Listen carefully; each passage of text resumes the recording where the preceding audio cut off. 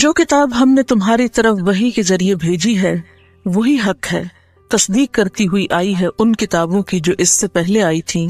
بے شک اللہ اپنے بندوں کے حال سے باخبر ہے اور ہر چیز پر نگاہ رکھنے والا ہے۔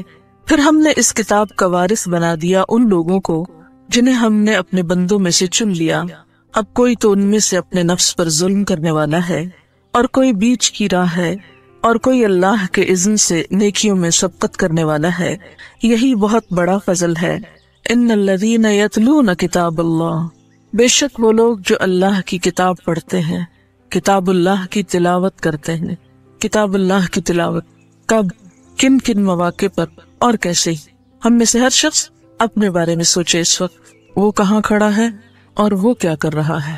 ان الذین یتلون کتاب اللہ، ہم سب پر بے شمار کام ہیں، بے شمار ذمہ داریاں ہیں، بے شمار ہماری مصروفیات ہیں، لیکن اس کے باوجود آپ دیکھیے صحابہ کرام کا طرز عمل کیا تھا۔ صرف صحابہ کرام نہیں، صحابیات کا طرز عمل کیا تھا، خواتین کا طرز عمل کیا تھا۔ کیا اس میں صرف مرد حضرات آتے ہیں؟ کیا اس میں صرف صحابہ کرام آتے ہیں؟ کیا اس میں کوئی خاص مخصوص گروہ کے لوگ آتے ہیں، یا اس میں ہم بھی شامل ہو سکتے ہیں؟ کیا کوئی گنجائش ہے کہ ہم بھی ان لوگوں میں شامل ہو جائیں جن کے بارے میں کہا جا رہا ہے کہ وہ لوگ جو کتاب اللہ کی تلاوت کرتے ہیں، نماز قائم کرتے ہیں، جو ہم نے ان کو رزق دیا اس میں سے چھپے اور کھلے خرچ کرتے ہیں، یہ ایسی تجارت کے امیدوار ہیں جسے ہرگز خسارہ نہ ہوگا؟ کیا واقعی کسی خاص مخصوص گروہ کے بارے میں بات ہے، یا اس سے مراد ہم بھی ہو سکتے ہیں؟ حدیث میں آتا ہے کہ عن انس بن مالک قال قال رسول اللہ صلی اللہ علیہ وسلم ان للہ اہلین من الناس قالوا من هم یا رسول اللہ قال اہل القرآن اہل القرآن هم اہل اللہ وخاصته۔ حضرت انس بن مالک سے روایت ہے، رسول اللہ صلی اللہ علیہ وسلم نے فرمایا کہ لوگوں میں سے کچھ لوگ اللہ کے خاص بندے ہوتے ہیں، اللہ کے اہل ہوتے ہیں۔ لوگوں نے پوچھا یا رسول اللہ صلی اللہ علیہ وسلم وہ کون ہوتے ہیں؟ فرمایا اہل القرآن، قرآن والے، ہم اہل اللہ، وہ اللہ کے اہل ہیں، وخاصتہ، اور اس کے خاص لوگ ہیں۔ دنیا میں عام طور پر بڑے لوگوں کے جو خاص ہوتے ہیں ان کے بارے میں کتنے اعتماد سے لوگ بات کرتے ہیں، فلاں اس کا خاص بندہ ہے، مثلا کسی پریزیڈنٹ کا یا پرائم منسٹر کا یا کسی منسٹر کا، کہتے فلاں اس کا خاص بندہ ہے۔ یا لوگ دنیا کے کسی بڑے کے خاص ہونے کے لیے کیسی کیسی مشقتیں کرتے ہیں، کیسی کیسی تمنائیں رکھتے ہیں۔ تو اللہ کے خاص بندے بننے کے لیے اہل قرآن بننا ہوگا، اور اہل قرآن بننے کے لیے پھر قرآن کی تلاوت، اور قرآن کی تلاوت بھی سب سے بہترین موقع پر، یعنی نماز کے اندر۔ لا حسد الا فی اثنتین رجل آتاہ اللہ القرآن فهو يقوم به آناء اللیل وآناء النہار، نہیں جائز حسد مگر دو لوگوں پر، رجل آتاہ اللہ القرآن فهو يقوم به آناء اللیل وآناء النہار، کہ وہ شخص جس کو اللہ نے علم دیا اور پھر وہ اس کو دن رات سکھاتا ہو۔ اور یقوم به کا مطلب کیا ہے؟ نماز میں قیام، یا پھر تدریس کے لیے قیام، اس کو پہنچانے کے لیے، لیکن پہلا معنی اس کا نماز ہی کا قیام ہے، کیونکہ آناء اللیل وآناء النہار، ورجل آتاہ اللہ مالا فہو ینفقہ آناء اللیل وآناء النہار، اور دوسرا وہ شخص جس کو اللہ نے مال دیا اور پھر وہ اللہ کی رضا میں ہر آن خرچ کرتا ہو۔ ان دو لوگوں کو دیکھ کر انسان کے دل میں خیال آنا چاہیے کہ کاش ہمارے اندر بھی یہ چیز ہو، ہم بھی خیر و بھلائی کے ایسے ہی کام کرنے والے۔ یہ حدیث ایک اور طرح سے بھی روایت ہوئی ہے، لیکن اس انداز سے اسے مسند احمد، بخاری، مسلم، نسائی، ترمذی اور ابن ماجہ نے روایت کیا ہے۔ اتنی مصروف زندگی میں تو اتنا بھی ہو جائے کہ نماز پڑھ لی جائے یا نماز پوری کر لی جائے، اس میں والنٹریلی خود تلاوت کا اہتمام۔ ایک تو یہ تھا نا رمضان میں کوئی پڑھ رہا ہے تو ہم بھی پیچھے کھڑے ہیں، سن رہے ہیں، یہ تو سننا ہے، یہ خود تلاوت کرنا تو نہیں ہے۔ خود تلاوت تو وہ ہے جو آپ اپنے مرضی سے، اپنے چناؤ کے ساتھ، اپنے وقت میں کریں۔ نماز میں آپ دیکھیے کہ تلاوت کیسے ہو سکتی ہے جب تک کہ قرآن پاک کا کچھ حصہ یاد نہ ہو۔ یاد کرنے کے لیے ہماری کوشش کتنی ہے، اور پھر یاد ہو جائے تو اس کو یاد رکھنے میں ہم کتنے کانشیس ہیں۔ यजीउल कुरआन यौमल क़ियामती, क़यामत के दिन कुरआन आएगा। फ़यक़ूलु, फिर वो कहेगा, या रब्बी, ए रब, हल्लिही, इस शख्स को आरास्ता किया जाए, यानी साहिब कुरआन के लिए सिफारिश करेगा कि इसको आरास्ता किया जाए। फ़युलबसु ताजल करामती, तो उस शख्स को करामत यानी इज्जत का ताज पहनाया जाएगा। तुम यक़ूलु या रब्बि ज़िदहु, फिर कुरआन सिफारिश करेगा, या रब और इजाफा कीजिए और पहनाइए। फ़युलबसु हुल्लतल करामती, फिर वो मजीद इज्जत का या करामत का ताज पहनाया जाएगा। तुम यक़ूलु, फिर कुरआन कहेगा, या रब्बि इर्दा अन, ए रब इस शख्स से राजी हो जा। फ़यर्दा अन्हु, तो अल्लाह ताला उस बंदे से राजी हो जाएंगे। फ़युक़ालु लहू, फिर उसको कहा जाएगा, इक़रा, पढ़ो, वर्क़ा, और चढ़ते जाओ, वयुज़ादु बिकुल्लि आयतिन हसना, और हर आयत के साथ साथ उसकी नेकी या भलाई में इजाफा किया जाता रहेगा। एक और जगह पर आता है कि जन्नत की सीढ़ियां उतनी ही हैं जितनी कुरान की आयत है। जो जितनी आयत जानता होगा, जितनी पढ़ेगा, उतनी सीढ़ियों तक चढ़ेगा। तो बात यह है कि थोड़ी सी सीढ़ियां तो और चढ़ जाए।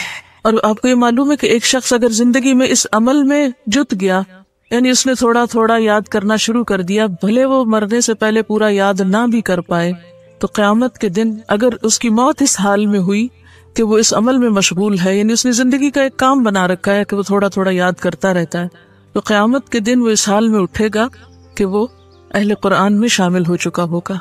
मैं समझती हूँ कि आप पर बहुत जिम्मेदारियां हैं, औरतों की खास तौर पे बहुत सी मुश्किलात, बहुत सी रुकावटें, बहुत से बीच में ऐसे मसाइल आ जाते हैं कि हर औरत के लिए वाकई मुश्किल है कि वो हाफिज कुरान हो, या लग कर या जम कर एक दफा कुरान हिफ्ज करे। लेकिन कम अज कम दर्जा इतना तो हो सकता है ना कि हफ्ते में चंद आयतें आप याद कर लें। एक हफ्ते में क्या, एक महीने में। तो अगर हम एक नियत कर लें, इरादा कर लें, कोशिश शुरू कर दें, चाहे थोड़ा थोड़ा ही करें लेकिन लगे रहें, क्योंकि अल्लाह सुब्हानहू तआला के नजदीक वो अमल ज्यादा पसंदीदा है जो अगरचे मिकदार में थोड़ा हो लेकिन उस पर अमल करने वाला उसकी पाबंदी करे। यानी कभी कर लिया कभी छोड़ दिया, ये ना हो। यानी आपकी नीयत और आपकी धुन, इरादा, अज़्म पुख्ता होना चाहिए, और एक तमन्ना या आरजू तो होनी चाहिए कि हम क़यामत के दिन अहले कुरान में से उठें, या कुरान हमारे हक में शफात करे और कुरान के जरिए हमारे दर्जात बुलंद हो। एक और हदीस है, इक़्रउल कुरआन फ़इन्नहु यअती यौमल क़ियामति शफ़ीअन लिअस्हाबिही, कुरान पढ़ो क्योंकि वो क़यामत के दिन अपने साथियों के लिए या अपने पढ़ने वालों के लिए शफात का जरिया बनेगा या उनकी शफात करेगा। और ये हदीस भी आपने बारहा सुनी होगी, युक़ालु लिसाहिबिल कुरआन इक़रा वरतक़ी वरत्तिल कमा कुन्त तुरत्तिलु फ़िद दुनिया व इन्न मंज़िलतक इंद आखिर आयतिन तक़रउ बिहा। साहिब कुरान को कहा जाएगा, पढ़ो और चढ़ते जाओ, और इसी तरह तरतील से पढ़ो जैसे दुनिया में तरतील से पढ़ते थे, क्योंकि इसका हुक्म दिया गया ना, रत्तिलिल कुरआन तरतीला व इन्न मंज़िलतक, क्योंकि तुम्हारी मंजिल जन्नत में कहाँ है, इंद आखिर आयतिन, उस आखिरी आयत के पास, तक़रउ बिहा, जिसको तुम पढ़ते थे। अब हर एक आप में से देख ले कि वो कौन सी आखिर आयतिन है मरने से पहले जहां तक हम पहुंचे। तो किसी वक्त जरा हिसाब कर लें अपना, गिन लें कि कितनी आयतें याद हैं। क्या वाकई हमारे पास वक्त नहीं है, वाकई हमारे पास हिम्मत नहीं है? असल बात ये नहीं, असल बात शौक की है। जिस चीज का शौक लग जाए उसके लिए तो फिर इंसान वक्त निकाल ही लेता है, अपनी भूख और नींद भी कुर्बान कर लेता है। इसीलिए कुरान जब क़यामत के दिन शफात करेगा तो क्या कहेगा, मनातुहुन नौम बिल्लैली फशफ़अनी फीही, कि मेरी शफात इसके हक में कबूल करे अल्लाह, क्योंकि मनातुहुन नौम बिल्लैली, मैंने इसको रात की नींद से रोका।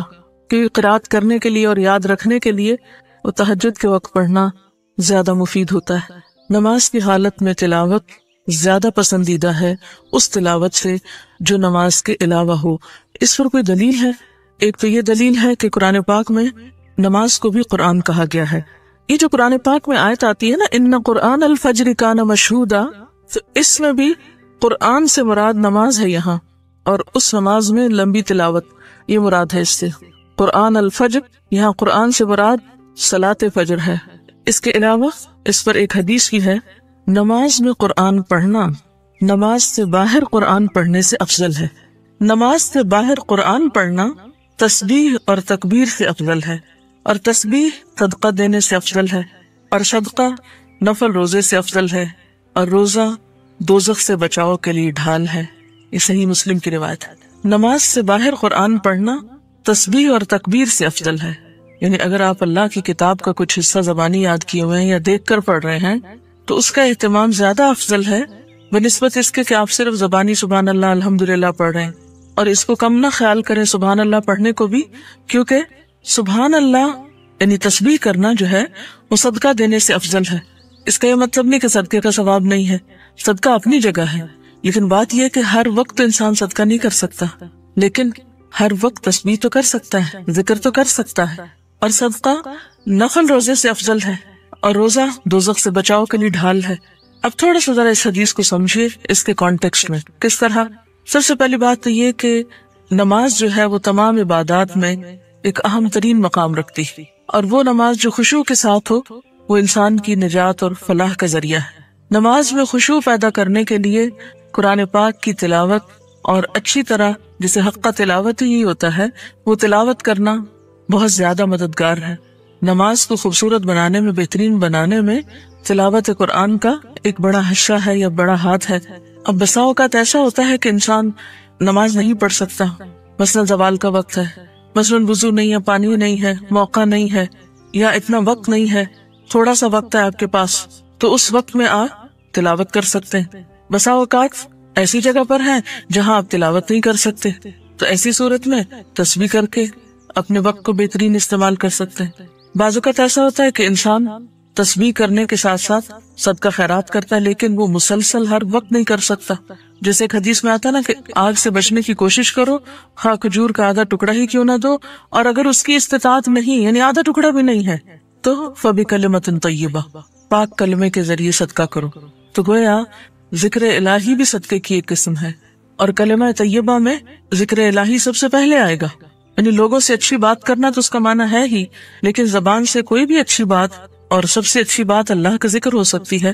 تو قرآن پاک تو اللہ تعالیٰ کا کلام ہے، اور قرآن پاک کے بعد پھر تسبیح پڑھنا جو ہے وہ ایک بہترین چیز ہے۔ قرآن پاک کی ایک اور آیت جو تلاوت ہی کے بارے میں ہے، اور نماز کے اندر تلاوت کے بارے میں خاص طور پر، اور پھر پڑھنے کا ایسا انداز جس میں خشیت ہو۔ امن هو قانت آناء اللیل ساجدا وقائما یحذر الآخرة ویرجو رحمت ربه قل هل يستوي الذین يعلمون والذین لا يعلمون انما يتذکر اولو الالباب۔ سورۃ زمر آیت نمبر 9۔ کیا بھلا وہ جو رات کی گھڑیوں میں کھڑا رہتا ہے بندگی اطاعت کے ساتھ، سجدہ کرتے ہوئے اور قیام کرتے ہوئے، آخرت سے ڈرتا بھی ہے اور اپنے رب کی رحمت کی امید رکھتا ہے، کہہ دیجئے کیا برابر ہو سکتے ہیں وہ لوگ جو علم رکھتے ہیں اور وہ جو علم نہیں رکھتے؟ بے شک نصیحت وہی پکڑتے ہیں جو عقل والے۔ کیسے تلاوت کی جائے؟ کیسے میں کیا آئے گا؟ خوبصورت آواز سے کی جائے، حق کا تلاوت ہی ہو، پھر خوبصورت آواز ہو، اور اس کی تاکید بھی کی گئی ہے زین القرآن باصواتکم۔ اور نبی صلی اللہ علیہ وسلم نے کیا فرمایا ہے؟ لیس منا من لم یتغن بالقرآن، وہ ہم میں سے نہیں جس نے قرآن کو غنا کے ساتھ یعنی خوبصورت آواز کے ساتھ نہیں پڑھا۔ حضرت عبید اللہ بن نبی یزید سے روایت ہے کہ ہمارے پاس سے ابو لبابہ گزرے تو ہم آپ کے پیچھے پیچھے چل دیے، تو ہم نے دیکھا کہ وہ کسی گھر میں جا رہے ہیں تو ہم بھی ساتھ چلے گئے، تو ہم نے دیکھا کہ صاحب خانہ جو ہے وہ بڑی خستہ سی حالت میں بیٹھا ہوا ہے۔ میں نے اس سے سنا کہ وہ کہہ رہا ہے کہ نبی صلی اللہ علیہ وسلم نے فرمایا کہ لیس منا من لم یتغن بالقرآن، قال فقلت لابن ابی ملیکہ، تو حضرت عبید اللہ بن نبی یزید ابن ابی ملیکہ سے کہتے ہیں یا ابا محمد ارأیت اذا لم یکن حسن الصوت قال یحسنہ ما استطاع، کہ اگر کسی شخص کی آواز ہی اچھی نہیں تو پھر وہ کیا کرے گا؟ یعنی یہ بات کو معمولی نہیں ہے کہ لیس منا من لم یتغن بالقرآن۔ لیس منا کا کیا معنی ہے؟ ہم میں سے نہیں۔ یہ بات کئی دفعہ آپ نے فرمائی ہے، لیس منا وہ شخص ہم میں سے نہیں۔ تو جب بھی آپ یہ بات فرماتے ہیں کہ فلاں ہم میں سے نہیں، تو اس کا کیا معنی ہوتا ہے؟ کہ وہ مسلمان نہیں، اس طریقے پر نہیں، یا اس خاص گروہ میں سے نہیں، یا ہمارے انداز پر نہیں جو ایسا نہ کرے۔ تو گویا یہ تاکید کرنے کا، کسی بات کی اہمیت کو ثابت کرنے کا ایک طریقہ ہے۔ اچھا، اب وہ ہم میں سے نہیں جو قرآن کو خوبصورت آواز سے نہ پڑھے، عمدہ طریقے سے نہ پڑھے۔ یہ بات کوئی معمولی بات نہ تھی، صحابہ کرام تو اس سے ہل گئے ہوں گے کہ آپ ہمیں اپنا نہیں کہہ رہے، اگر ہم ایسا نہ کریں تو اس پر ان میں سے ایک کو فکر ہوئی اور اس نے دوسرے سے پوچھا کہ اگر کسی کی آواز ہی اچھی نہ ہو، کیونکہ کچھ لوگ ایسے ہوتے ہیں نا کہ جن کی آواز قدرتی طور پر اس کے اندر غنا ہوتا ہے، وہ تھوڑی سی بھی کوشش کریں تو بہت خوبصورت آواز ہوتی ہے ان کی، لیکن بعض لوگ کوشش بھی کریں تو ان کی آواز میں خوبصورتی نہیں پیدا ہوتی.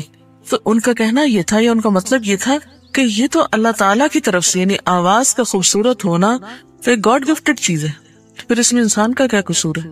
پھر ایسا شخص کیا کرے جو ایسا نہ کر سکے؟ تو انہوں نے جواب دیا یحسنہ ما استطاع، اسے خوبصورت بناتا رہے جتنی بھی اس میں استطاعت ہے. یعنی ہر شخص سے اس کی پھر استطاعت کا امتحان ہوگا کہ اس نے کوشش کتنی کی، اس کی ایفرٹ کتنی تھی، اس نے اس پہ توجہ کتنی دی. یعنی تحسین القراءہ اگرچہ فرائض میں سے نہ بھی ہو لیکن اس کی اہمیت کچھ کم نہیں. اور نبی صلی اللہ علیہ وسلم کو پڑھنے کا طریقہ کیا ہوتا تھا؟ ہر آیت کو ٹھہر ٹھہر کر بلند آواز کے ساتھ اور الفاظ کو لمبا کر کے ترتیل سے پڑھتے تھے. ترتیل کا لغوی معنی کیا ہے؟ یہ جو دانت ہیں ہمارے، یہ جس طرح ایک دوسرے کے ساتھ جڑے ہوئے بھی ہیں اور الگ الگ بھی ہیں، اس کیفیت کو ترتیل کہا جاتا ہے لغت میں. دانتوں کا باہم جڑے ہوئے ہونے کے باوجود الگ الگ بھی ہونا. ہمارے دانت جو ہوتے ہیں وہ ایک سیٹ معلوم ہوتے ہیں، لیکن اس سیٹ میں سے اگر ایک دانت ہلے تو سارے گر جاتے ہیں. کیا ہوتا ہے؟ ہر دانت کی الگ حیثیت بھی ہے. تو بالکل اسی طرح ترتیل کہتے ہیں اس قرات کو جس میں ایک حرف دوسرے سے ملا ہوا بھی ہے مگر الگ الگ بھی ہے، اور ہر حرف کو اس کا حق دینا، اس کو اس کے مخارج سے پڑھنا، یہ ترتیل ہوتا ہے. اور اس کے لیے پھر آہستہ آہستہ پڑھنا اس کے مفہوم یا اس کے مراد میں آتا ہے، معنی میں نہیں آتا. نبی صلی اللہ علیہ وسلم کی قرات کے بارے میں آتا ہے کہ جب وہ پڑھتے تھے تو اس طرح کی قرات ہوتی تھی کہ ہر حرف جو تھا وہ واضح ہوتا تھا، اور پھر یہ بھی نہیں ہوتا تھا کہ ہر لفظ توڑ توڑ کے پڑھ رہے ہوتے تھے، ملایا وہ بھی ہوتا تھا. مثلاً آیت کو بیچ میں سے نہیں توڑتے تھے. تجوید کس کو کہتے ہیں؟ اوقاف کی معرفت کو بھی تو کہتے ہیں نا. ہر حرف کو اپنے اصل مخرج سے نکالنے کے علاوہ معرفت الوقوف، تجوید میں دو چیزیں آتی ہیں نا، ایک تو حروف کو مخارج سے صحیح طور پر ادا کرنا، اور دوسرے وقوف، کہاں کہاں رکنا ہے. یہ نہیں کہ جہاں جی چاہے روک دیا، اور اگر کسی وجہ سے سانس لمبا نہیں ہوتا روکنا پڑا تو پھر آپ یہ نہیں کہ آپ وہیں آدھا توڑ کے وہیں سے دوبارہ شروع کریں، پھر آپ کو پیچھے سے ملانا پڑے گا. تو یہ اتصال بھی موجود ہے، اسی کو ترتیل کہتے ہیں. تو آپ صلی اللہ علیہ وسلم کا انداز کیا تھا؟ ہر آیت کو ٹھہر ٹھہر کر بلند آواز کے ساتھ اور الفاظ کو لمبا کر کے قرات فرماتے تھے، یعنی مد اور شد وغیرہ کا حق دے کر. اور پھر صحیح مسلم کی روایت میں آتا ہے آپ اطمینان سے ٹھہر ٹھہر کر قرآن پڑھتے تھے. جہاں کوئی تسبیح کی آیت آتی تو آپ سبحان اللہ کہتے، یعنی اللہ کی کوئی قدرت اور نشانی آتی سامنے. جہاں کوئی التجا کرنے کی آیت آتی کہ جس میں کوئی دعا ہے یا کوئی اللہ تعالیٰ سے کچھ مانگا گیا ہے تو وہاں التجا کرتے. جہاں پناہ مانگنے کی آیت آتی آپ پناہ مانگتے. لیکن پھر یاد رکھیے کہ اچھی آواز محض نغماتی صوت نہیں، یعنی نغمہ آواز ہی نہیں، بلکہ آپ نے اس کی ایک پہچان دے دی ہے، اور وہ بہت زبردست پہچان ہے. آپ صلی اللہ علیہ وسلم نے فرمایا قرآن کے پڑھنے میں سب سے اچھی آواز اس شخص کی ہے کہ جب تم اسے سنو تو سمجھو کہ وہ اللہ سے ڈرتا ہے. یعنی خوبصورت آواز کا معیار بھی بتا دیا گیا کہ وہ محض کوئی گانے کی آواز نہیں ہے، یا عام معنی میں جن آوازوں کو بہت خوبصورت آپ کہتے ہیں وہی چیز نہیں ہے، یا کسی خاص گانے کی ٹون پہ پڑھنا مراد نہیں ہے اس سے، بلکہ اس سے تو الٹا منع کیا گیا کہ ایسے لحون میں نہیں پڑھا جائے. دوبارہ حدیث بتاؤں گی کہ قرآن کے پڑھنے میں سب سے اچھی آواز اس شخص کی ہے کہ جب تم اسے سنو تو سمجھو کہ وہ اللہ سے ڈرتا ہے. یعنی اس قرات میں خشیت بھی ہے. تو پھر اس میں آپ دیکھیے کہ ایک دم آواز میں ایک ہمبلنس اور ایک عاجزی اور عجز کی کیفیت بھی ساتھ ہی آئی. اس میں پھر ایسا تکلف اور ایسا اتار چڑھاؤ جو ایک مصنوعی شکل پیدا کر دے وہ درست نہیں ہے.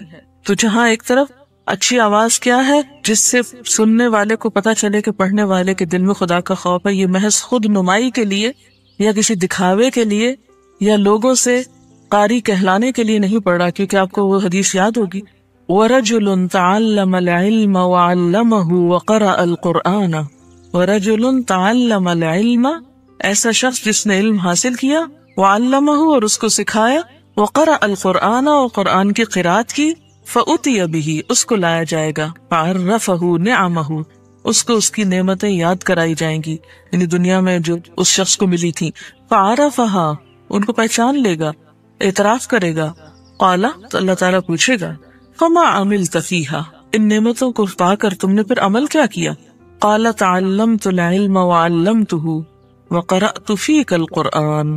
جھوٹ بولے گا، کہے گا میں نے علم سیکھا اور سکھایا اور تیری خاطر قرآن پڑھا. قال کذبت، اللہ تعالیٰ فرمائے کہ تم نے جھوٹ بولا. وَلَكِنَّكَ تَعَلَّمْتَ الْعِلْمَ لِيُقَالَ عَالِمٌ، تم نے تو اس لیے علم حاصل کیا کہ تمہیں عالم کہا جائے. عالمہ کا کورس کر رہے تھے تم، عالم بن رہے تھے، عالم کہلوانا چاہتے تھے، عالم بننے کے شوق میں یہ سب کچھ کیا تھا. وَقَرَأْتَ الْقُرْآنَ لِيُقَالَ هُوَ قَارِئٌ، اور قرآن اس لیے پڑھا تھا کہ لوگ کہیں فلاں قاری، وہ قاری. فَقَدْ قِيلَ، وہ کہہ دیا گیا، بہت مشہوری ہو گئی تمہاری. ثم امر به، پھر اس کے بارے میں حکم دیا جائے گا. فسحب على وجهه، تو اس کو اس کے چہرے کے بل گھسیٹا جائے گا. حتى القي في النار، اور گھسیٹتے گھسیٹتے آگ میں جا پھینکا جائے گا. تو خوبصورت قرات وہ قرات ہے کہ جس کو پڑھنے والا خود بھی خدا خوفی کو محسوس کرے اور دوسروں تک بھی اس کے اثرات جائیں. تو دن میں کوئی ایک نماز تو ایسی ہونی چاہیے، ایک بار تو دن میں کوئی وقت ایسی قرات کا ہونا چاہیے کہ جس میں پڑھتے وقت محسوس بھی کرے. بہرحال قرآن پاک کا یاد کرنا اور اس کو پڑھتے رہنا، اور یاد کیے ہوئے کو پڑھنا آسان ہوتا ہے، اور عام تسبیح وغیرہ کرنے سے بھی بہتر ہے آپ قرآن کی کوئی سورت تلاوت کر لیں. مثلا واک کر رہے ہیں، ویسے تو سبحان اللہ استغفر اللہ وغیرہ پڑھتے ہی رہتے ہیں چلتے پھرتے، لیکن مثلا اگر آپ کو معلوم ہے کہ آپ کو 15 منٹ واک کرنی اور 15 منٹ میں آپ کوئی سورت پڑھ سکتے ہیں، تو آپ کیوں نہ وہ پڑھ لیں. لیکن یہ اسی صورت میں ہو سکتا ہے جب آپ کو کچھ حصہ قرآن پاک کا زبانی یاد ہو. اور اس میں یاد کرنے کے بارے میں ایک حدیث ہے، اے ابو ذر، اگر تو صبح اٹھتے ہی قرآن مجید کی ایک آیت سیکھ لے تو وہ تیرے لیے 100 رکعت نفل پڑھنے سے زیادہ بہتر ہے. کیونکہ نفل بھی تو آپ تبھی اچھے پڑھ سکیں گے نا جب آپ کو قرآن کا کچھ حصہ یاد ہوگا. اگر وہ یاد نہیں تو نفل میں کیا پڑھیں گے. سویرے پڑھنے کی عادت ڈالیں. اور سیکھنے میں کیا ہے، مثلاً اگر آپ کو ریڈنگ نہیں آتی تو ریڈنگ سیکھ لیں، ریڈنگ آ گئی ترجمہ سیکھ لیں، ترجمہ آ گیا حفظ کر لیں. سیکھنے کے کئی درجے ہیں. ترمذی کی ایک اور روایت سناتی ہوں. قرآن مجید کی تعلیم حاصل کرو پھر اس کو پڑھو. جو شخص قرآن سیکھتا ہے پھر اس کو پڑھتا ہے اور رات کو قیام کر کے اس کی تلاوت کرتا ہے، رات کو قیام کر کے اس کی تلاوت کرتا ہے، اس کی مثال اس تھیلی کی سی ہے جو مشک سے بھری ہوئی ہے اور اس کی خوشبو ہر جگہ پھیلتی ہے. اور جس شخص نے قرآن سیکھا اور پھر سو گیا یعنی رات کو اٹھ کے پڑھا نہیں اس کو نماز میں، اور قرآن مجید اس کے پیٹ میں ہی رہا، یعنی سینے میں، پیٹ سے مراد سینہ ہے، اس کی مثال مشک کی اس تھیلی کی سی ہے جس کا منہ بند کر دیا گیا ہو. اسی طرح وہ شخص جو قرآن مجید کی تلاوت میں اتنا مشغول رہتا ہے کہ دیگر اذکار کے لیے اور اللہ سے دعا اور سوال کی فرصت نہیں پاتا، یعنی وقت نہیں ملتا اس کو لمبی دعا مانگنے کا بھی، تو اللہ تعالیٰ اس کے بارے میں خود فرماتا ہے کہ وہ اس پر خوش ہو کر وہ تمام چیزیں اس کو عطا کر دیتا ہے جن کے بارے میں وہ اللہ کے حضور دست سوال دراز کرنا چاہتا تھا، یعنی جو وہ مانگنا چاہتا تھا اور مانگ نہ سکا. ہم قرآن پاک زیادہ کیوں نہیں تلاوت کر پاتے؟ اس کی کیا نفسیاتی وجہ ہوتی ہے؟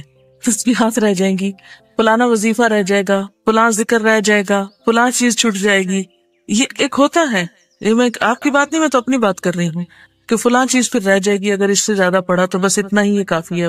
لیکن بعض اوقات ایسا ہوتا ہے کہ جیسے آپ نے اپنا روزانہ کا روٹین میں جو بھی آپ کو توفیق ہے، ربع کی، نصف کی، ایک پارے کی، 2 کی، جو بھی آپ پڑھتے ہیں، سو ہر ایک کا اپنا اپنا ہوتا ہے. اس کے بعد اب یاد کر کے پھر پڑھنے کے لیے، کیونکہ میری مشکل یہ ہے کہ میں کھڑی ہوں نماز میں، اچھا والذین تھا کہ فالذین تھا، جو ہی یہ خیال آتا ہے وہ ایک دم تلاوت کا جو لطف ہے وہ حرام ہونے لگتا ہے. اچھا پھر کیا کرتی ہوں، وہ بند کر کے پھر جا کے قرآن پاک میں سے کھول کے پھر میک شور کرتی ہوں کہ نہیں فالذین ہی تھا. اب جب بہت سی آیتیں اگر آپ نے دن میں ہر نماز میں الگ الگ پڑھنی ہے اور ہر دفعہ کو خلل ہو گیا تو چلے ہر دفعہ ہر وقت نہیں دیکھ سکے تو صبح میں تو ایک وقت ہونا چاہیے نا جس میں آپ اپنی ایسی چیزوں کی دہرائی کر لیں جو پیچھے آپ نے یاد کی ہوئی ہے، جو آگے آپ یاد کر رہے ہیں. نہیں، اب آپ کہیں اوہو اس سے تو بہت ٹائم لگ جاتا ہے، میں یہی بار بار دہراتی رہوں، بہتر ہے کچھ اور پڑھ لوں. بعض اوقات ایسا بھی ہوتا ہے. تو بات یہ ہے کہ اگر ایسی کیفیت بھی ہو تو اس وقت تسلی رکھیں کہ اگر آج آپ کی دعا مانگنے سے رہ بھی گئی اور آپ قرآن ہی کو یاد کرنے میں تھوڑا اور وقت لگا کے، تو وہ دعائیں اللہ تعالیٰ خود ہی قبول فرما لیں گے، بلکہ اس سے بھی بہتر عطا کریں گے جو آپ کو اس مشغولیت کی وجہ سے رہ گئے. تو اس لیے اس عمل کو معمولی نہ سمجھے، کیونکہ اللہ کے کلام کی فضیلت باقی ہر کلام پر ایسی ہی ہے جیسی خود اللہ تعالیٰ کی ذات کو باقی ساری مخلوق پر۔ اور یہ بھی یاد رکھیے کہ اگر ہم اس کے لیے کوشش نہیں کر رہے تو یہ نہ سمجھیں کہ کوئی فرق نہیں پڑتا، دنیا میں سارے لوگ حافظ تھوڑی ہیں۔ اور یہ بھی یاد ہے کہ اس وقت یہ جو باتیں آپ سے کی جاتی ہیں، اس سے کوئی مقصود آپ سب کو حافظ بنانا ہی نہیں ہے، بلکہ قرآن کا کچھ نہ کچھ حصہ سینے میں رکھنا ہے، کیونکہ نبی صلی اللہ علیہ وسلم نے فرمایا جس شخص کے قلب میں قرآن کا کوئی حصہ بھی نہیں، یعنی کچھ بھی حفظ نہیں اس کو، وہ ویران گھر کی طرح ہے۔ یعنی جس شخص کا سینہ قرآن سے خالی ہے اس کو سینہ ویران ہے۔ تو قرآن تو سینے کا نور ہے، روشنی ہے۔ اور آپ صلی اللہ علیہ وسلم نے یہ بھی فرمایا، اے قرآن والو، قرآن کو اپنا تکیہ اور سہارا مت بنا لو، بلکہ رات اور دن کے اوقات میں اس کی تلاوت کیا کرو۔ یعنی تلاوت صرف مخصوص اوقات میں نہیں، رات اور دن جب بھی موقع ملے۔ یعنی ابھی ہم پڑھتے رہنا کہ صبح میں پڑھیں، صبح میں، وہ تو ایک پابندی کے لیے کہ پھر ایک دفعہ صبح چھوٹ گیا تو دنیا کے کاموں میں ایسا لگے گا کہ دوبارہ مشکل ہو جائے گی، تو اس لیے آغاز ہی دن کا۔ اور ویسے بھی حضرت ابوذر کی وہ روایت کہ صبح سویرے اٹھ کے ایک آیت یاد کرنا جو 100 نفل سے بہتر ہے، تو وہ تو اس لیے صبح کی بہت پابندی ہو رہی۔ لیکن صبح کے علاوہ دن اور رات کے کسی بھی وقت میں قرآن کا پڑھنا، آنا اللیل و آنا النہار کی بات آتی ہے، تو فرمایا کہ دن اور رات کے اوقات میں اس کی تلاوت کرو جیسا کہ اس کی تلاوت کا حق ہے، اور اس کو پھیلاؤ، یعنی قرآن آگے بھی سکھاؤ، اسے خوش الحانی سے پڑھو، اس میں تدبر کیا کرو، امید رکھو کہ تم اس سے فلاح پا جاؤ گے، اور اس کا بدلہ جلد حاصل کرنے کی کوشش نہ کرنا۔ اتنا میں تو درس قرآن دیتی ہوں، کوئی سمجھتا ہی نہیں کچھ، اتنے سالوں سے پڑھا رہی ہوں، لوگ ٹھیک ہی نہیں ہو رہے، مثلا ایسی مایوسی آنے لگتی ہے نا، اتنا پڑھا ہے میرا تو وہ مسئلہ حل ہی نہیں ہوا ابھی تک۔ تو اس کا بدلہ جلد طلب کرنے کی کوشش نہ کرنا، جلدی نہ کرنا اس معاملے میں، کیونکہ آخرت میں اس کا ثواب لازماً ملنے والا ہے۔ یعنی اگر دنیا میں کوئی بظاہر فائدہ نظر نہ بھی آیا تو آخرت میں اس کا فائدہ ملنے والا ہے، مل کے رہے گا، فکر نہ کرو۔ ہم کیوں ان ساری کوششوں کا نتیجہ یہی چاہتے ہیں اور اپنی آنکھوں کے سامنے ہی دیکھنا چاہتے ہیں، اور پھر جو بھی تلاوت کریں یہ یاد رکھیں کہ غرض آخرت ہی ہو، دنیا نہ ہو۔ جو شخص قرآن اس غرض سے پڑھے کہ اس کے ذریعے سے لوگوں سے روٹی مانگے، یعنی دنیا کے کاروبار کا ذریعہ بنا لے، تو قیامت کے روز وہ اس حال میں آئے گا کہ اس کا چہرہ بس ہڈی ہڈی ہوگا، اس پر کچھ گوشت پوست نہ ہوگا۔ اللہ کی کتاب کی تلاوت کرنے کو تو ہم سب کرتے ہیں، لیکن سوال یہ پیدا ہوتا ہے کہ کیا ہم وہ تلاوت سنت کے مطابق کرتے ہیں؟ کیا واقعی ہم تلاوت کا حق ادا کرتے ہیں؟ آپ صلی اللہ علیہ وسلم مختلف نمازوں میں کیا پڑھا کرتے تھے؟ کیونکہ وہ حدیث تو سب کو یاد ہوگی کہ وہ تلاوت جو نماز کے اندر کی جاتی ہے وہ اس تلاوت سے افضل ہے جو نماز کے باہر ہوتی۔ گویا تلاوت قرآن کا بہترین وقت، بہترین موقع نماز کے اندر ہے۔ پھر نمازوں میں کیا پڑھا جائے، کتنا پڑھا جائے، اس کے بارے میں ایک تو یہ طریقہ ہو سکتا ہے کہ ہمارا جو جی چاہے ہم پڑھ لیں، اور ایک طریقہ یہ ہے کہ جو نبی صلی اللہ علیہ وسلم نے پڑھا اس کا بھی اہتمام کیا جائے۔ نبی صلی اللہ علیہ وسلم نے صرف روٹین میں لگی بندی چیزیں نہیں پڑھی، آپ کی تلاوت میں مختلف رنگ تھے، مختلف نمازوں میں، مختلف اوقات میں آپ نے مختلف چیزیں پڑھی۔ تو آئیے دیکھتے ہیں کہ آپ صلی اللہ علیہ وسلم نے مختلف نمازوں میں کیا پڑھا۔ جیسا کہ آپ جانتے ہیں کہ نماز ایک تو روز کی 5 وقتہ نماز ہے، اور پھر کچھ خاص مواقع کی نمازیں، خاص دنوں کی نمازیں۔ تو ہم پہلے روز کی 5 نمازوں کی بات کریں گے، پھر اس کے بعد نماز جمعہ، نماز عیدین اور دیگر نمازوں کی۔ سب سے پہلے نماز فجر۔ صبح کی نماز میں رسول اللہ صلی اللہ علیہ وسلم عموماً 60 سے 100 آیات تک تلاوت فرماتے، 60 سے 100 آیات تک۔ آپ کبھی سورۃ قاف پڑھتے، کبھی اذا الشمس کورت، کبھی اذا زلزلت، دونوں رکعتوں میں۔ اب یہاں پر آپ دیکھ رہے ہیں کہ ایک طرف یہ فرمایا گیا کہ آپ 60 سے 100 آیات پڑھتے ہیں، دوسری روایت میں آتا ہے کہ سورۃ قاف پڑھی آپ نے، پھر ایک اور روایت کے مطابق اذا الشمس کورت، اور پھر سورۃ الزلزال بھی۔ تو سورۃ الزلزال تو 60 آیتوں پر مشتمل نہیں ہے، تو کیا احادیث میں کنٹراڈکشن ہے یا اس کا سبب کچھ اور ہے؟ اتنی ویرائٹی کیوں ہے؟ پھر ہم اس میں سے کیا اختیار کریں؟ ہم کس حدیث کو مانیں اور کس کا انکار کر دیں؟ اور دیکھو اتنا اختلاف ہے حدیثوں میں، پھر تو انسان کچھ کرنے کے قابل ہی نہیں، کہیں کچھ آتا ہے کہیں کچھ آتا ہے۔ کیا ہم اس کنفیوژن کا شکار ہوں گے یا اس کا جواب کچھ اور بھی ہے؟ ایک چیز ہے معمول کی، روزانہ کی، اور ایک ہے غیر معمولی حالات کی، مثلا سفر ہے، بیماری ہے. ایک ہے معمول یعنی روزانہ کا معمول، اور دوسرے مخصوص حالات. یہ ہے اس میں تطبیق. عام طور پر لوگ جب حدیث کی مخالفت پہ تلتے ہیں تو وہ اسی قسم کی باتیں کرتے ہیں کہ دیکھیں ایک جگہ کیا لکھا ہے، دوسری جگہ کیا لکھا ہے، اور وہ اس طرح کی روایات کو ایک دوسرے کے سامنے لا کر یہ ثابت کرنے کی کوشش کرتے ہیں کہ درست کچھ بھی نہیں ہے، بتاؤ تم کیا کرو گے، کبھی کچھ ہے کبھی کچھ ہے. تو بات یہ ہے کہ دین کسی مشین چلانے کا نام نہیں کہ آپ نے مثلاً ایک خاص سپیڈ پہ پنکھا فکس کر کے آن کر دیا اور بس وہ چلنا شروع ہو گیا اور ہمیشہ جتنی دیر آپ اس کو چلائیں گے ویسے ہی چلتا رہے. تو ایک انسان دنیا میں آیا اور اس کو ایک خاص کام دے دیا گیا اور وہ اسی کام میں لگ گیا، اور جب اس کی زندگی کا بٹن آف ہوا تو بس وہ بھی ختم ہو گیا. نہیں، انسانی زندگی اور بذات خود انسان ہر دوسری چیز سے مختلف ہے. جانوروں سے مختلف ہے، نباتات سے مختلف ہے، جمادات سے مختلف ہے، مشینوں سے مختلف ہے. انسان انسان ہے، وہ صرف جسم اور روح نہیں ہے، اس کے جذبات بھی ہیں، اس کی عقل بھی ہے، اس کے مختلف احساسات بھی ہیں، اور مختلف اوقات میں اس کے اوپر مختلف کیفیات بھی ہوتی ہیں. مختلف اوقات میں اس پر مختلف کیفیات بھی گزرتی ہیں، جسمانی اعتبار سے بھی، روحانی اعتبار سے بھی. آپ نے دیکھا ہوگا کہ کیا آپ جسمانی اعتبار سے ہمیشہ ایک طرح فٹ رہتے ہیں؟ نہیں، ہم بیمار ہو جاتے ہیں، کبھی سست ہوتے ہیں، کبھی ہم بہت ایکٹیو ہوتے ہیں. اسی طرح روحانی اعتبار سے کیا آپ کے ایمان کا لیول ہمیشہ ایک جیسا رہتا ہے؟ نہیں، کبھی آپ کے دل میں اللہ کی خشیت بہت زیادہ ہوتی ہے اور کبھی کبھی آپ کو لگتا ہے جیسے آپ کا دل سخت ہو رہا ہے. اکثر لوگ اس طرح کی شکایت کرتے ہیں اور پریشان ہوتے ہیں اور وہ یہ بھول جاتے ہیں کہ وہ انسان ہیں. پھر اسی طرح جذبات کی رنگا رنگی آپ دیکھیے، جذبات کی رنگا رنگی میں بھی کبھی آپ بہت خوش ہیں، کبھی آپ بے وجہ اداس ہیں، کبھی آپ پر ایک کیفیت ہے، کبھی دوسری کیفیت ہے. اور یہ انسانوں کے ساتھ ہے، پہاڑوں کے ساتھ تو یہ نہیں ہے نا، درختوں کے ساتھ تو یہ نہیں. درختوں پہ تو زیادہ سے زیادہ خزاں اور بہار کا فرق ہوتا ہے اور بس، لیکن اتنا تنوع اور اتنا اختلاف ان کی طبیعتوں میں نہیں ہوتا. جانوروں میں بھی آپ دیکھیں، بہار کے موسم میں تھوڑا ان کے جذبات میں فرق ہوگا، ورنہ عام طور پر روٹین میں ہی رہیں گے. تو اللہ تعالیٰ نے انسان کو باقی ساری مخلوقات سے مختلف بنایا ہے. اسی طرح انسان کی عقل کو بھی آپ دیکھ لیجیے. مثلاً آپ میتھمیٹکس کے سوال حل کر رہے ہیں، ایک وقت میں آپ تیزی سے کام کر جاتے ہیں، دوسرے وقت میں آپ اٹک کے رہ جاتے ہیں کہ اب یہاں کیا کرنا ہے. کیا آپ کا دماغ آپ کے ہاتھ میں ہوتا ہے؟ کیا آپ جب چاہیں جس سپیڈ پہ چاہیں اس کو استعمال کر لیں؟ نہیں ہوتا. بالکل اسی طرح انسان پر گزرنے والے حالات بھی مختلف ہوتے ہیں. کبھی بیمار ہے، کبھی وہ سفر میں ہے، کبھی وہ کسی اور مشکل میں ہے.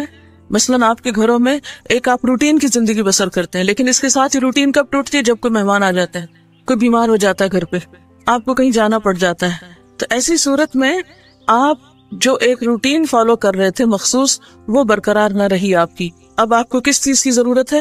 کسی دوسری چیز کی ضرورت پیش آ گئی.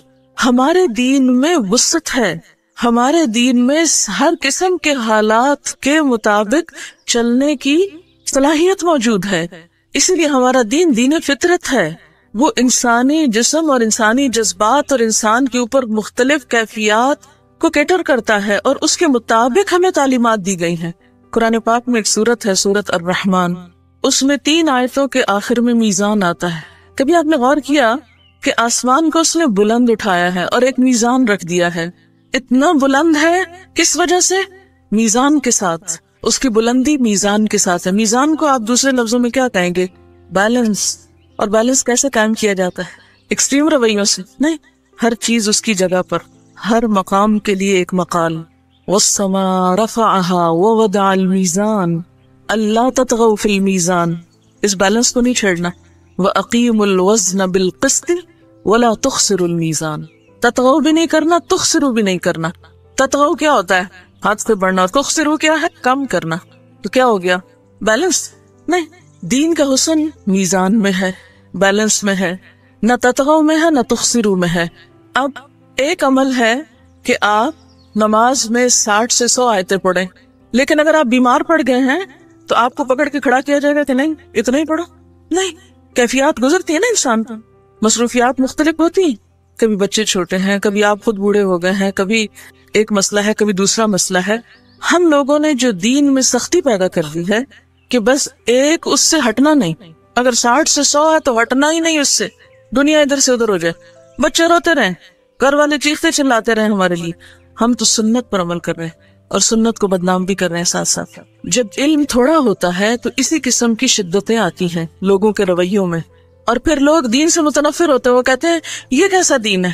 اس لیے نبی صلی اللہ علیہ وسلم کی سنت ہمارے لیے ایک بہترین میزان ہے، بہترین نمونہ ہے. ہر طرح کے حالات کی رعایت کی گئی ہے.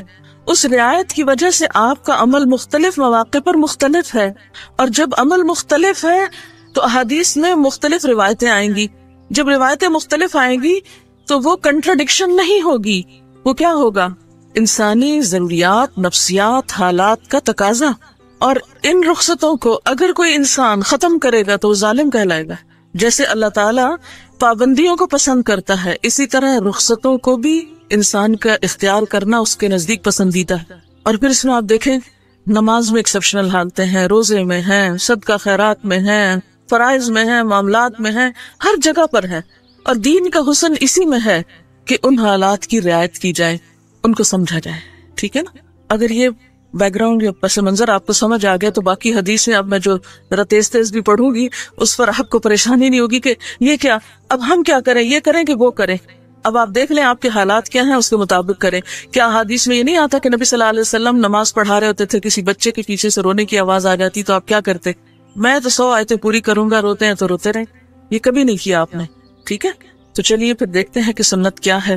حضرت جابر بن سمرہ بیان کرتے ہیں کہ رسول اللہ صلی اللہ علیہ وسلم نماز فجر میں سورۃ قاف والقرآن المجید اور اس کی مانند کوئی اور سورت پڑھتے تھے. یعنی زیادہ یہ پڑھتے تھے یا اتنے ہی سائز کی کچھ اور. رسول اللہ صلی اللہ علیہ وسلم نے ہمیں مکہ فتح ہونے کے بعد فجر کی نماز پڑھائی. صحابہ کہتے ہیں پس سورت مؤمنون یعنی قد افلح المؤمنون شروع کی، یہاں تک کہ موسیٰ اور ہارون علیہ السلام یا عیسیٰ علیہ السلام کا ذکر آیا تو نبی صلی اللہ علیہ وسلم کو کھانسی آ گئی اور آپ رکوع میں چلے گئے. اس سے کیا پتہ چلتا ہے کہ اگر امام کو کھانسی آ جائے، کوئی غیر معمولی صورت پیش آ جائے تو پھر یا بھولنے لگے تو مقتدیوں کو تنگ نہ کرے کہ وہ کھانستا چلا جائے مائک میں اور ایک شور ہنگامہ ہو جائے اور اس کے بعد پھر شروع کرے اور پھر کھانسی آئے اور پھر شروع کرے. کتنی خوبصورتی ہے.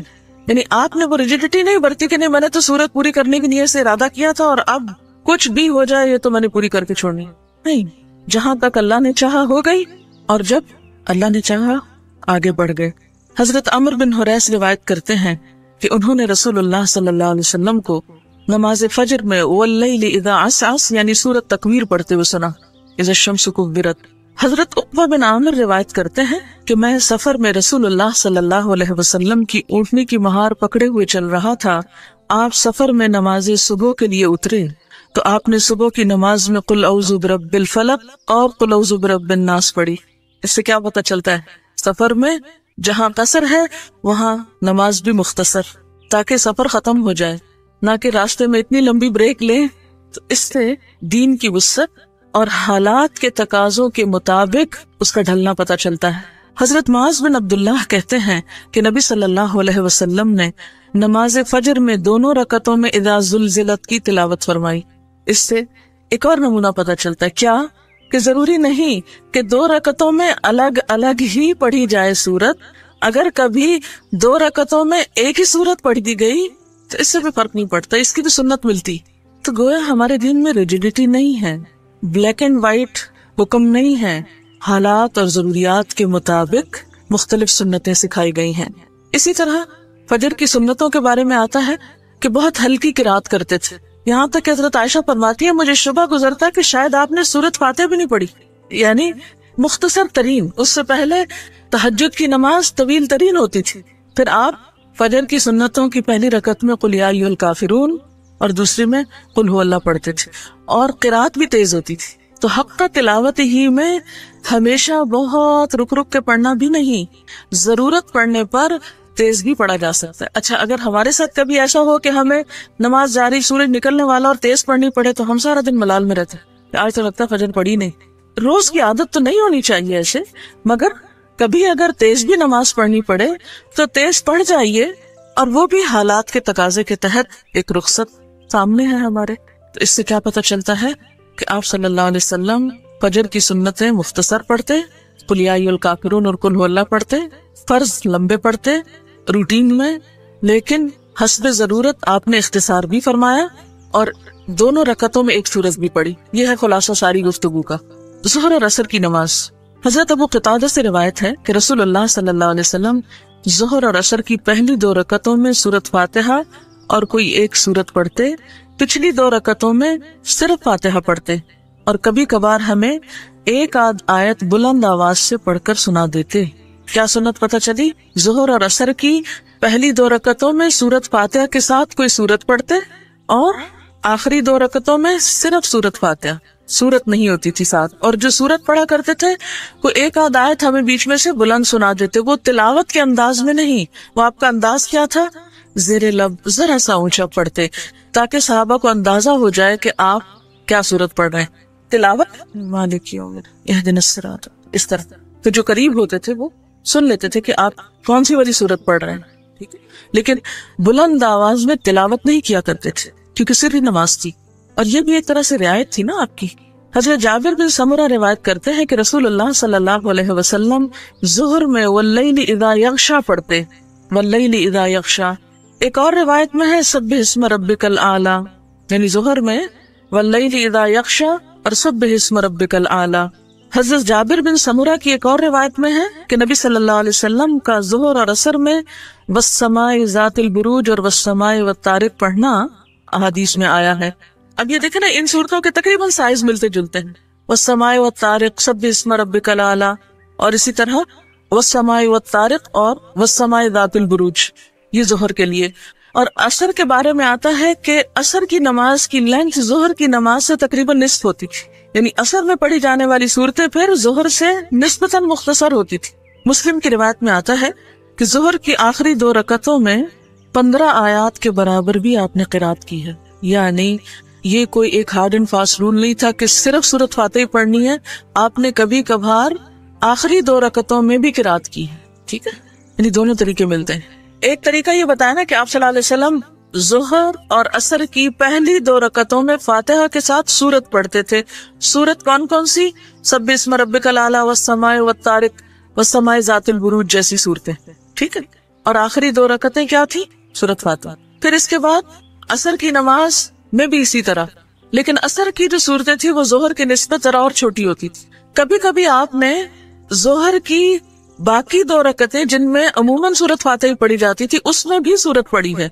यानी इससे क्या पता चलता है कि ज़ोहर की बाकी 2 रकतों में अगर कभी आपने सूरत पढ़ ली तो क्या होगा? गलत नहीं होगा।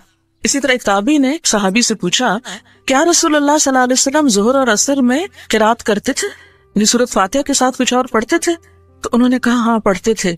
पूछा कि आपको कैसे पता चला? फरमाया आपकी दाढ़ी की जुम्बिश से, जब आप पढ़ रहे होते थे तो आपका चेहरा जब हिलता था, यानी बाल हिलते थे, उससे हम पहचान जाते थे कि अब आप पढ़ रहे हैं। इसी तरह कभी आप ज़ोहर की नमाज इतनी तवील करते कि एक शख्स अपने घर से बकी जाता, रफ़े हाजत के बाद वापस आता, फिर वहां पर वुजू करता और जाकर नमाज में शरीक हो जाता, और खुसूसन पहली रकत। और ऐसा आप क्यों करते थे? ताकि ज्यादा से ज्यादा लोग नमाज की पहली रकत में शरीक हो सकें।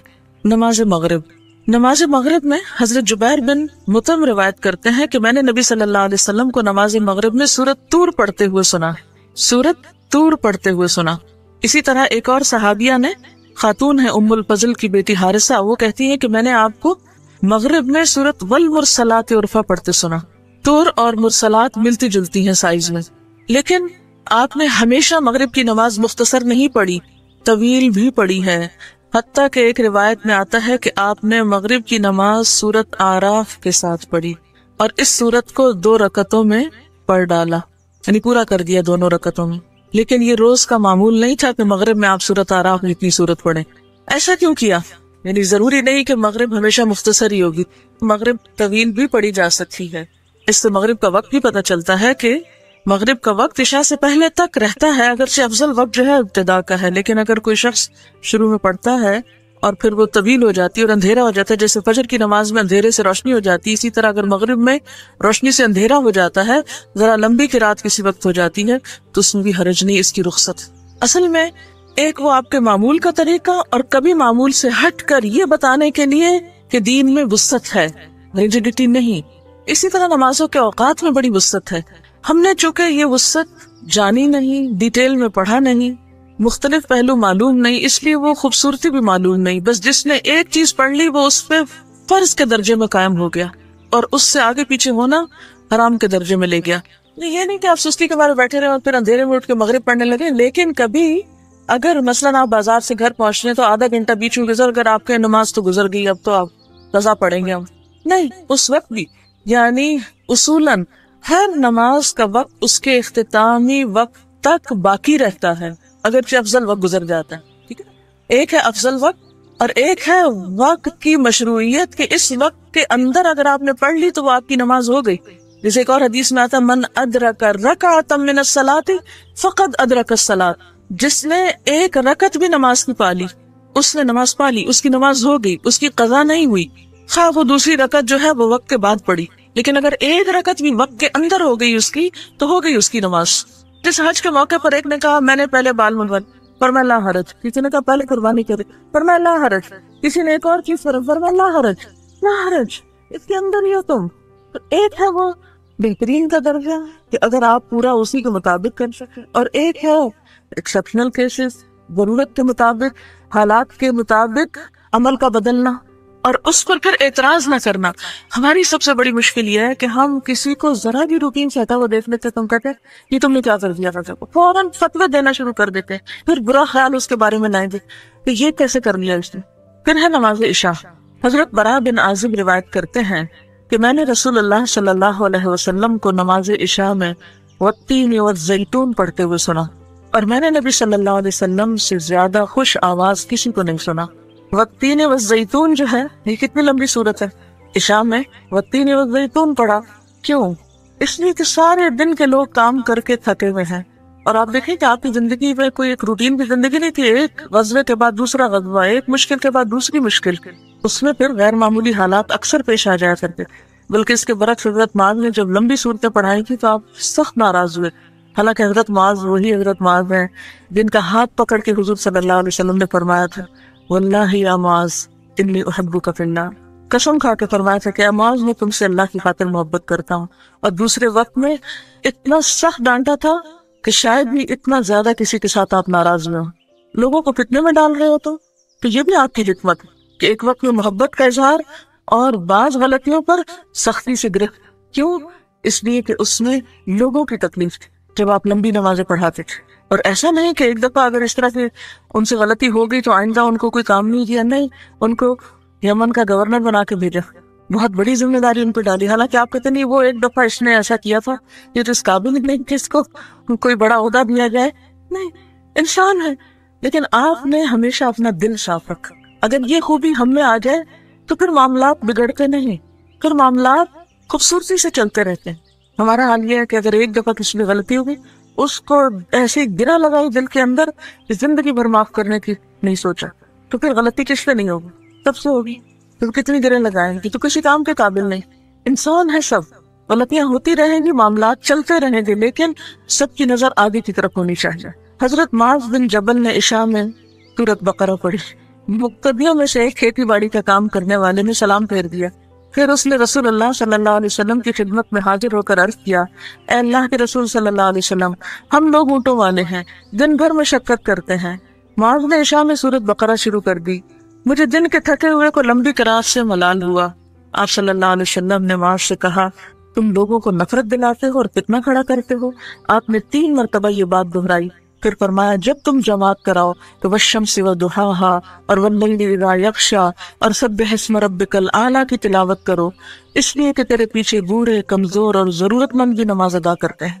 اب نماز جمعہ کے بارے میں حضرت نعمان بن بشیر روایت کرتے ہیں کہ رسول اللہ صلی اللہ علیہ وسلم دونوں عیدوں اور جمعوں کی نماز میں سبح اسم ربک الاعلی اور هل اتاک حدیث الغاشیہ پڑھتے تھے. نعمان بن بشیر کہتے ہیں جب عید اور جمعہ ایک دن میں جمع ہوتے تو پھر بھی نبی صلی اللہ علیہ وسلم یہ دونوں صورتیں دونوں نمازوں میں پڑھتے. یعنی صبح عید پڑھی، دوپہر کو جمعہ پڑھا، صبح بھی وہی صورتیں پڑھی، دوپہر بھی وہی پڑھی. یعنی اس میں آپ کی روٹین کافی ایک جیسی رہی ہے. حضرت عبید اللہ بن رافع سے روایت ہے کہ مروان نے حضرت ابو ہریرہ کو مدینہ کا گورنر مقرر کیا اور خود مکہ چلے گئے. حضرت ابو ہریرہ نے جمعہ کی نماز پڑھائی اور اس میں سورۃ جمعہ اور منافقین پڑھی اور کہا کہ ان صورتوں کو جمعہ میں پڑھتے ہوئے میں نے رسول اللہ صلی اللہ علیہ وسلم کو سنا. یعنی ہمیشہ ہی یہ 2 صورتیں نہیں پڑھی، آپ نے سورۃ منافقون اور سورۃ الجمعہ بھی پڑھی. اسی طرح ایک تیسری روایت میں آف بالقرآن المجید اور اقتربت الساعہ کے پڑھنے کا بھی ذکر ملتا ہے۔ کون کون سی؟